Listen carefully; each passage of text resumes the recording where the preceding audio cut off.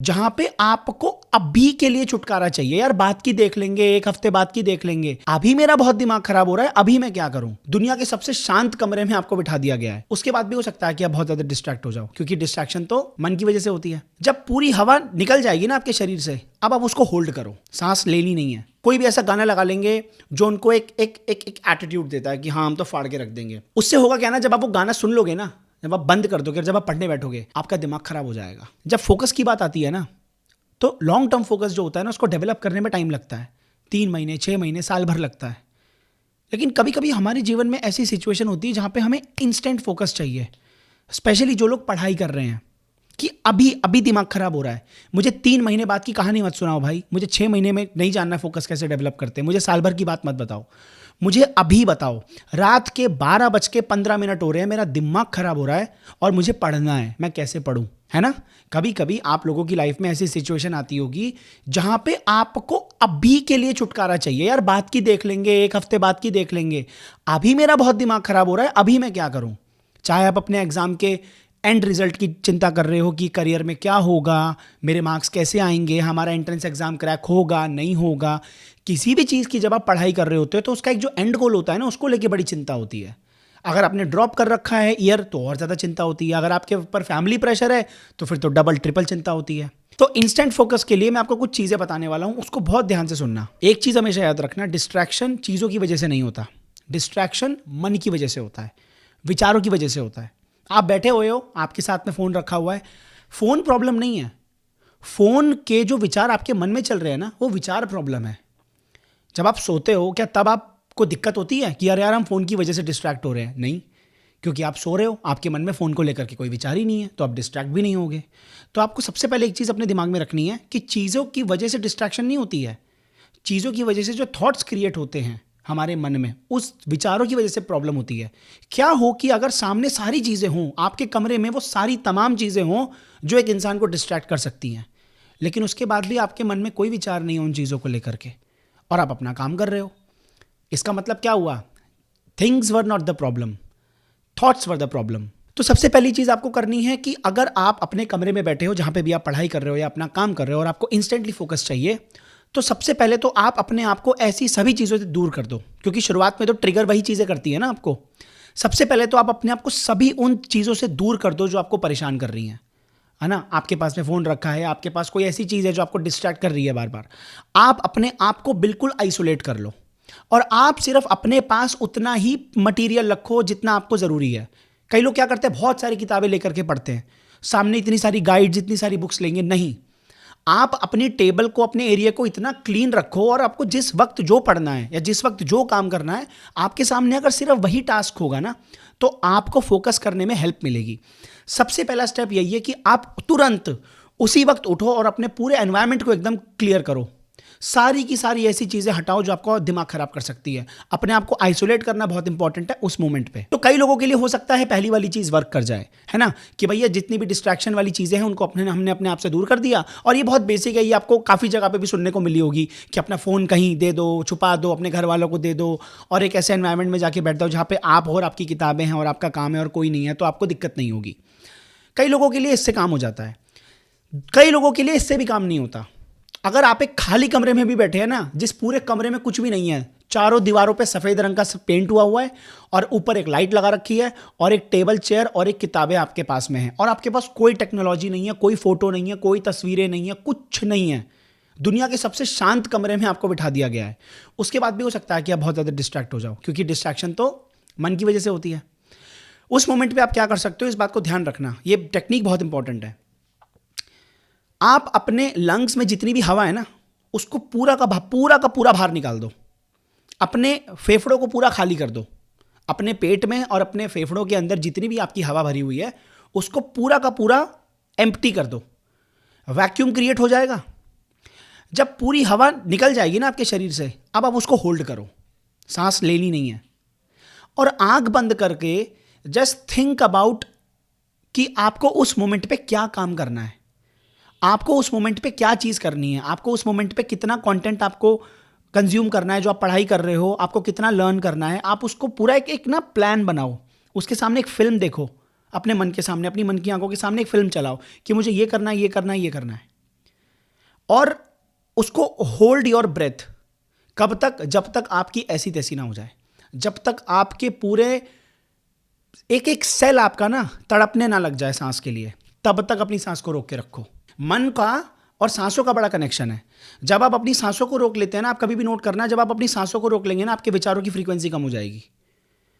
और जब आपका कॉन्शियस माइंड शट डाउन हो जाता है ना, तो सबकॉन्शियस माइंड तो आपका 24 घंटे चालू रहता है। तो आप कर क्या रहे हो, आप ना you are peeking into your subconscious mind, breath को रोक के। आप कितने भी पुराने स्क्रिप्चर्स उठा करके देख लो, हमारे योगियों ने सांस के ऊपर तो बहुत रिसर्च करी है ना। आधी से ज़्यादा मेडिटेशन टेक्निक्स सांस के साथ है, ठीक है। तो आप अपनी सांस को रोको, और ऐसा आपको कितनी बार करना है, कम से कम 5 बार, कम से कम मिनिमम 5 बार आपको ये करना है। उस वक्त जिस वक्त आपका बहुत दिमाग खराब हो रहा है, फ्यूचर को लेकर के बहुत सोच रहे हो, अपने एग्जाम को लेकर के बहुत सोच रहे हो, प्रेजेंट में नहीं हो, होल्ड योर ब्रेथ। पूरी सांस को पहले निकाल दो बाहर, होल्ड करो, सोचो आपको उस मोमेंट पे क्या करना है। फ्यूचर के बारे में नहीं सोचना है कि मुझे ये एग्जाम क्रैक करना है, मुझे ये वाले जॉब इंटरव्यू क्रैक करना है, मुझे इस कॉलेज में जाना है, वो मत सोचो। अभी के बारे में सोचो कि अभी मैं यहां पे बैठी हूं या बैठा हूं, अभी के लिए मेरा गोल क्या है, अभी के लिए मेरे अंदर क्या चलना चाहिए, इस 1 घंटे के लिए मुझे क्या करना है, उसके बारे में सोचो, ठीक है। जब आप सांस पूरी फिर लोगे, क्योंकि इतना शरीर तड़प जाएगा कि आपको सांस लेनी पड़ जाएगी, सांस लोगे, उसके बाद में फिर थोड़ा सा आपका सांस फूलेगा, अपने आप को नॉर्मल करना, फिर दोबारा सेम प्रोसेस करो, बॉडी में से पूरी सांस बाहर निकालो, जब तक निकालो जब तक पूरा शरीर खाली ना हो जाए, ठीक। उसके बाद में फिर दोबारा वही सेम चीज़ करो, आंख बंद करके जस्ट इमेजिन कि आपको क्या काम करना है। और अगेन वही है, जब आपकी बॉडी पूरी कांपने लग जाए तो दोबारा सांस लो। ऐसा कम से कम आपको 5 से 10 बार करना है। जब आप ये कर लोगे ना, आप देखोगे कि आपका फोकस बढ़ गया है। अगली चीज़ जो मैं किया करता था अपने टाइम पे, वो है कि जब आप बैठे हो और आप पढ़ाई कर रहे हो और आपको थोड़ा सा लेजीनेस फील हो रही है या आपका फोकस नहीं है, आप खड़े होकर पढ़ने लग जाओ। अब अगर आप कोई थ्योरेटिकल सब्जेक्ट पढ़ रहे हो जिसमें आपको सिर्फ शब्द पढ़ने हैं, है ना, स्टोरी चल रही है, कोई कहानी चल रही है, हिस्ट्री का चैप्टर है, हिंदी इंग्लिश इस तरीके की चीज़ें हैं, तो आप चल चल के पढ़ाई करना चालू कर दो, अपने कमरे में या अपने हॉल में या कहीं पे भी जहाँ पे आपको कंफर्टेबल लगता है। आप वॉक करके थोड़ा सा चल के खड़े होकर पढ़ाई करने की कोशिश करो, क्योंकि आप जब खड़े हो जाओगे ना, तो आपका थोड़ा सा ब्रेन जो है वो एक्टिव हो जाएगा, थोड़ा सा फोकस्ड हो जाएगा। या फिर अगर आपके घर में कोई ऐसा एरिया है जहाँ पे कोई टेबल इतनी ऊंची हो कि अगर आप खड़े होकर पढ़ो तो इस लेवल पे किताब आ जाए, आप खड़े होकर पढ़ाई करो, अगर आप टेक्निकल पढ़ाई कर रहे हो तो, है ना। और मैं तो यकीन मेरा मानो, मैंने तो कितनी बार न्यूमेरिकल भी खड़े होकर सॉल्व किए, लाइक कॉपी में ऐसे पकड़ के भी सॉल्व किए हैं मैंने, चलते चलते। क्योंकि चलते चलते क्या होता है ना, आप चल भी रहे हो, आपको ध्यान भी देना है, उसके बाद में आपको क्वेश्चन पे भी ध्यान देना है, तो आपका फोकस ना पूरा एकदम नैरो हो जाता है, क्योंकि आपके पास कुछ विचार नहीं है। अब आप चल भी रहे हो, आपको देखना भी है कि अरे यार कहीं टक्कर ना हो जाए, कहीं कॉपी के चक्कर में दीवार पे सर ना लग जाए। अब आपका वहां पे भी ध्यान है और आपका क्वेश्चन पे भी ध्यान है। कई लोगों को ये बात बहुत अजीब लग सकती है, पर क्योंकि मैं आपको अपने पर्सनल एक्सपीरियंस से बता रहा हूँ, कई लोगों ने करके भी देखा होगा ये। और जिन लोगों ने ये करके देखा है, आप ज़रा कमेंट करके ज़रूर बताना कि आपका एक्सपीरियंस क्या रहा, क्योंकि मेरा तो बहुत अच्छा रहा। उसी के साथ अगर आप चल के पढ़ाई नहीं करना चाहते, तो जो मैंने किया था, ये जो अगर आपको पीछे वाली दीवार दिख रही है ना, ये अलमारी के साथ जो दीवार है, मैं जब एंट्रेंस एग्जाम की तैयारी करता था अपने टाइम पे, तो मैंने एक वाइट बोर्ड ला करके यहाँ पे लगाया हुआ था, और एक मार्कर लाया था, एक डस्टर लाया था। तो मैं क्या करता था, जब मेरे को लगता था ना कि यार मैं बैठ करके पढ़ाई करने में बहुत बोरिंग लग रहा है या फोकस आउट ऑफ फोकस हो रहा है, तो मैं खड़े होकर पढ़ता था। मैं क्वेश्चन लिख देता था बोर्ड के ऊपर और उसके बाद मैं सॉल्व करता था। कोई डेरिवेशन है, कोई कॉन्सेप्ट है, अपने आप को ही समझा रहा हूँ बोर्ड के ऊपर। क्योंकि खड़े होने से क्या होता है, एक थोड़ा सा आप चलते हो, आपका थोड़ा सा फोकस नैरो हो जाता है, आपका ध्यान पूरा का पूरा जो होता है ना वो वन पॉइंटेड हो जाता है। क्योंकि अब आप चल भी रहे हो, आपको एक फीलिंग भी अच्छी आ रही है कि आप खड़े हो रहे हो। इमेजिन करो एज इफ कि आप क्लास में खड़े होकर किसी को पढ़ा रहे हो। ऐसे आप इमेजिन करो कि आप लेक्चर दे रहे हो, आप एक प्रोफेसर हो, तो आप देखना कि आपका फोकस बढ़ जाएगा। आप ये चीज़ कर सकते हो, आप चल के पढ़ सकते हो। अगर कोई टेबल इतनी ऊंची है या कोई ऐसा एरिया है जहाँ पे आप किताब रख के पढ़ सकते हो, आप वो कर सकते हो। आप एक सिंपल सा वाइट बोर्ड लगा सकते हो, कोई बहुत महंगा नहीं आएगा, 200-300 रुपये का, कोई ऐसा नॉर्मल सी क्वालिटी का, अपने पास के स्टेशनरी की दुकान से खरीद लो और 2 कील ठोक लो और एक मार्कर ले आओ, और उसके बाद आपका काम हो जाएगा। अगली चीज़ जो बहुत लोगों के लिए काम करती है वो है हाई इंटेंसिटी एक्टिविटी। कोई भी ऐसा काम करो जिसमें आप ना अपने आप को बॉडी के लेवल पे पूरा थका लो। जैसे फॉर एग्जांपल आप रनिंग कर लो, मतलब एक ही बारी में 100, 200, 300 मीटर भाग लो एक बार। अगर आपके पास में आपका कोई ऐसा एरिया है जहाँ पे आप एक ही बार रनिंग कर सकते हो, अगर आपके आसपास ऐसा माहौल है वो रनिंग वाला है, वो रोड बहुत साफ है, तो आप रनिंग कर लो। या फिर आप कोई ऐसी एक्सरसाइज कर लो, जैसे कि डांस कर लो। आप कोई गाना लगा दो अपने कमरे में या ईयरफोन्स लगा लो, अपना फेवरेट गाना लगा लो और आप डांस करो कमरे में, और तब तक डांस करते रहो जब तक आप थक ना जाओ, आपकी सांस ना फूल जाए। आप डांस कर लो और आप या फिर रनिंग कर लो या कोई भी ऐसी फिजिकल एक्टिविटी कर लो जिससे आपको थकान हो। मास्टरबेट मत करने लग जाना भाई। बहुत सारे लोगों को लगता है कि यार फोकस नहीं हो रहा है, स्ट्रेस बहुत ज़्यादा डेवलप हो रहा है तो मास्टरबेट कर लो। हाँ, मास्टरबेट कर लोगे अगर आप, तो पढ़ाई से पहले मत कीजिए ना। अगर आप पढ़ाई से पहले मास्टरबेट कर लेंगे तो पता क्या होगा, आपका वो जो डोपामिन स्पाइक होता है ना, वो इतना ऊपर जाएगा और फिर एकदम से नीचे डिप करेगा, तो आप पढ़ाई नहीं कर पाओगे। बहुत मुश्किल होती है मास्टरबेट करने के बाद पढ़ाई करना। आपको कभी भी करना है आप करो, पर अगर आप पढ़ाई की बात करूं, अगर मैं सिर्फ पढ़ाई की बात करूं, ठीक है ना, मैं यहाँ पे मास्टरबेशन को सही गलत, मैं उसके प्रोस कॉन्स के बारे में बात नहीं कर रहा हूं। मैं सिर्फ यहाँ पे इस बारे में बात कर रहा हूं कि अगर आपको अपना ऐसा कोई काम करना है जिसमें आपको फोकस चाहिए, आपको पढ़ाई करनी है, आपको अपने काम करने हैं, इंपॉर्टेंट काम करना है, आप उससे पहले मास्टरबेट मत करो प्लीज़, ठीक है। इसके अलावा कोई फिजिकल एक्टिविटी करो, जैसे मैंने डांस बताया। डांस तो बहुत बढ़िया है, मतलब आप अपनी कॉपी किताबें बंद करो, ईयरफोन्स लगाओ और इतना नाचो थक जाओ, उसके बाद बैठो और उसके बाद पढ़ो। उसके बाद आप देखना आपका कितना फोकस बढ़ता है। कई लोग पढ़ाई करने से पहले जिम जाते हैं, वो भी बहुत अच्छी बात है, क्योंकि जब आप जिम जाके आते हो तो आपका फोकस बढ़ जाता है। तो जब आप एक्सरसाइज करते हो और उसके बाद आकर के शांति से बैठ करके पढ़ाई करोगे, आपका फोकस बढ़ेगा। अच्छा, कई लोगों के लिए कोल्ड शावर्स बहुत काम करते हैं। अगर आपको लग रहा है ना कि आप बहुत ज़्यादा डिस्ट्रैक्टेड हो किसी भी चीज़ से, आप फटाफट से अपने बाथरूम में जाइए, नल का ऑन कीजिए, बाल्टी भरिए पानी से, शावर है तो शावर ऑन कीजिए और नहाइए, और आपकी बॉडी इतनी ज़्यादा खुल जाएगी ना, इतनी ज़्यादा पावर आ जाएगी आपके अंदर। और सर्दियों में तो बहुत अच्छा लगता है। और जब आप नहा के आओगे और जब आप नहा के आके पढ़ोगे तो आप देखना आपका फोकस बढ़ेगा। कोल्ड शावर वाली टेक्निक तो मैंने अपने टाइम पे खूब अप्लाई करी है। मान लो मैं 3 बजे 4 बजे रात के बैठ के पढ़ रहा हूँ और मेरा बहुत दिमाग ख़राब हो रहा है, तो मैं चला गया बाथरूम में, नहा लिया, बस फटाफट कपड़े उतारे, गए, नहाए और वापस आए और वापस पढ़ने बैठ गए, मतलब आधे घंटे के अंदर फोकस बढ़ जाता है। ठंडे पानी से जब आप नहाते हो तो होता क्या है, आपका ना जो डोपामिन होता है वो स्पाइक करता है, उसके बाद में वो बहुत लॉन्ग टर्म तक सस्टेन करता है, ठीक है। तो वो इतनी जल्दी गिरता नहीं है, बहुत धीरे धीरे धीरे धीरे उसके अंदर एक डिप आता है।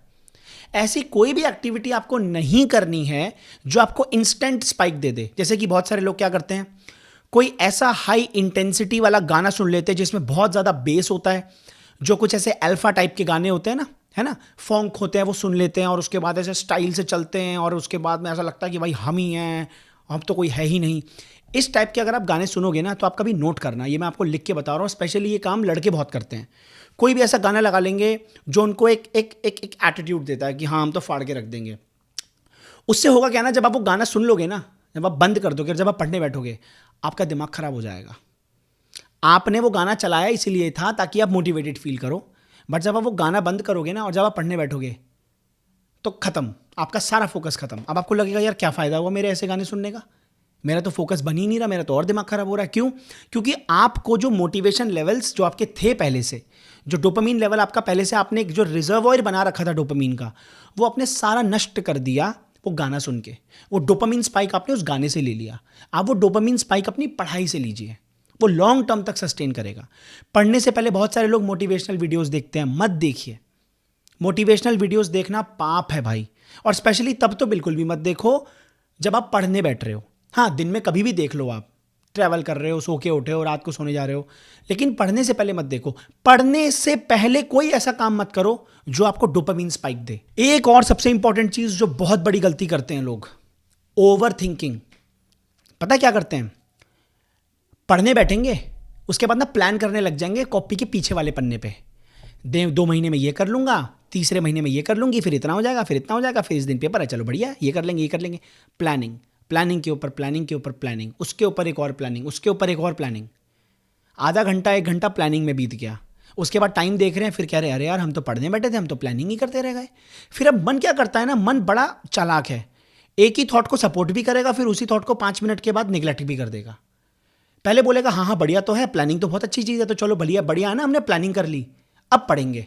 फिर जब पढ़ने जाता है ना, फिर जब दूसरा विचार आता है कि चलो पढ़ लेते हैं, तो फिर यही मन आपको बोलेगा देखा अब क्या पढ़ रहा है, अब क्या पढ़ रही है, इतना तो तूने वक्त प्लानिंग में बर्बाद कर दिया। ये चलता रहता है। यही तो डुअलिटी है।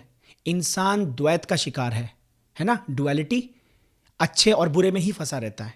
छोड़ दो, अच्छा छोड़ दो, बुरा छोड़ दो, बीच में देखो काम क्या करना है। प्लानिंग करने के लिए ना एक दिन में एक अलग से टाइम निकाल लिया करो। ये मैंने विद टाइम टेक्निक निकाली है। आपको प्लानिंग करनी है, आपको ओवर थिंकिंग करनी है, आपको दुनिया की सारी जहान की टेंशन आपको चाहिए ना, है ना आपके जीवन में, तो आप अपने दिन का एक ऐसा हिस्सा निकाल के रखो कि भाई ये ऐसा टाइम है 1 घंटा 2 घंटा जिसमें मैं ना अपने पूरे जिंदगी भर का रंडी रोना कर लूंगा यहीं बैठ करके। छत पे बैठ जाओ, कमरे में बैठ जाओ, एक ही बार बैठ के रो लो तसल्ली से, जो प्लानिंग करनी है कर लो। कम से कम आपको इस बात का रिग्रेट तो नहीं होगा कि यार मैंने पढ़ाई के टाइम पे ये वाला काम किया। आपको होगा कि यार ठीक है, दिन में 1 घंटा मैंने निकाल रखा है अपने रोने धोने के लिए, वहाँ पे प्लानिंग, प्लॉटिंग, ओवर थिंकिंग जो करना है कर लेना। लेकिन जैसे ही आप अपना काम करने बैठोगे तो आप काम करने बैठोगे, तो इससे क्या होगा ना, जब आप ओवर थिंक करने लगोगे तो अचानक से आ जाएगा कि अभी है ना टाइम, अभी रात को सोने से पहले करेंगे ना अपना रोना धोना, अभी पढ़ लेते हैं बाद में कर लेंगे। ये कुछ ऐसी चीज़ें हैं जो आपको बहुत हेल्प करेंगी इंस्टेंटली फोकस करने में आपके अपने काम में। अगर आपको वीडियो अच्छी लगी हो तो बहुत बहुत धन्यवाद वीडियो देखने का। अगर आप चाहते हैं कि मैं किसी टॉपिक पे वीडियो बनाऊं, कमेंट करके बता सकते हैं। बहुत बहुत धन्यवाद।